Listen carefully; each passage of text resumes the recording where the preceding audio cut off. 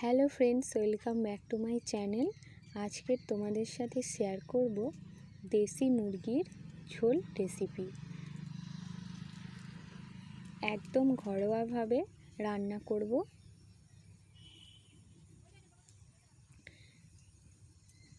বাড়িতেই আমাদের যে দেশি মুরগি পোষা হয়েছে সেইখান থেকে একটা মুরগি মারা হয়েছে আজকে, আর বাড়িতেই মাংস কেটে নিচ্ছি। এই মুরগিটার ওজন হচ্ছে 1.5 কিলো। মুরগিটা অনেক কষ্ট করে কাটতে হয়েছে, এত শক্ত। ছোট ছোট করে কেটে নিয়েছি। আর এখানে গোটা ধনে, গোটা জিরে আর গোটা মৌরি ভেজে গুঁড়ো করে নেব এই মশলাটা। কড়াইতে সর্ষের তেল দিয়ে দিয়েছি, এর মধ্যে আলুগুলো দিয়ে দিলাম। আলুগুলো ভেজে নেব। সামান্য একটু হলুদ গুঁড়ো আর একটুখানি লবণ দিয়ে আলুগুলোকে ভেজে নেব।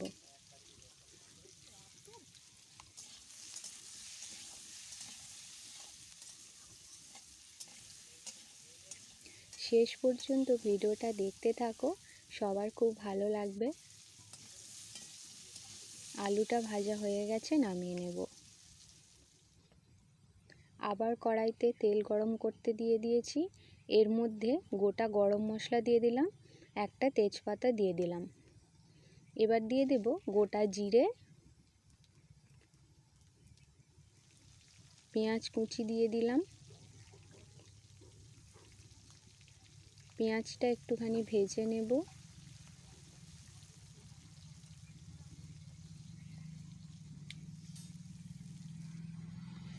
এর মধ্যে দিয়ে দেব আদা বাটা, রসুন বাটা আর পেঁয়াজ একটু বেটে রেখেছিলাম, সেটা দিয়ে দিলাম। সব কিছু বাটা মশলা ভালো করে ভেজে নেব।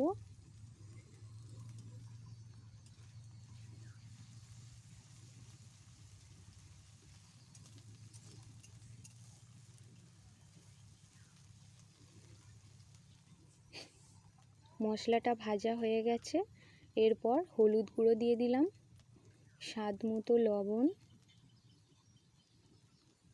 আর দিয়ে দেব লঙ্কার গুঁড়ো।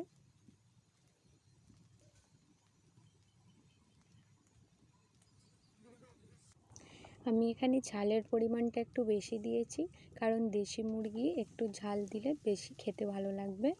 তোমরা যদি চাও ঝালের পরিমাণটা কম করে দিতে পারো।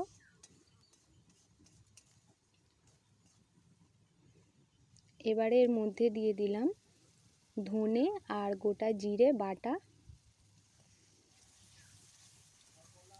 খুব ভালো করে মশলাটা কষিয়ে নেব।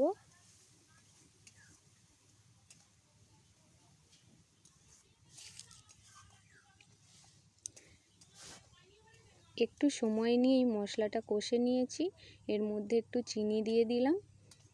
এরপর মাংসটা দিয়ে দেব।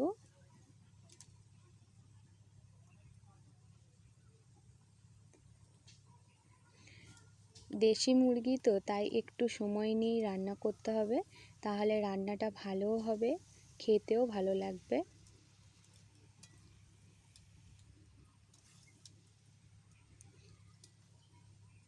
প্রায় আধ ঘন্টার মতো ভালো করে কষিয়ে নিয়েছি। এর মধ্যে এবার কয়েক টুকরো পেঁপে দিয়ে দিলাম। পেঁপেটা দিলে খুব তাড়াতাড়ি সেদ্ধ হয়ে যাবে মাংসটা। খুব সুন্দর করে কষা হয়ে গেছে, দারুণ একটা রং হয়েছে। এর মধ্যে এবার ভেজে রাখা আলুগুলো দিয়ে দেব। আলুগুলো দেওয়ার পরও 10 মিনিটের মতো কষিয়ে নেব।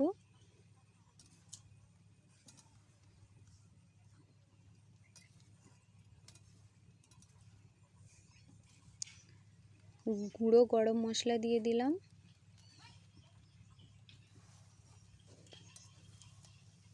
এরপর জল দিয়ে দেব। খুব ভালো করে আলু আর মাংস সেদ্ধ করে নেব।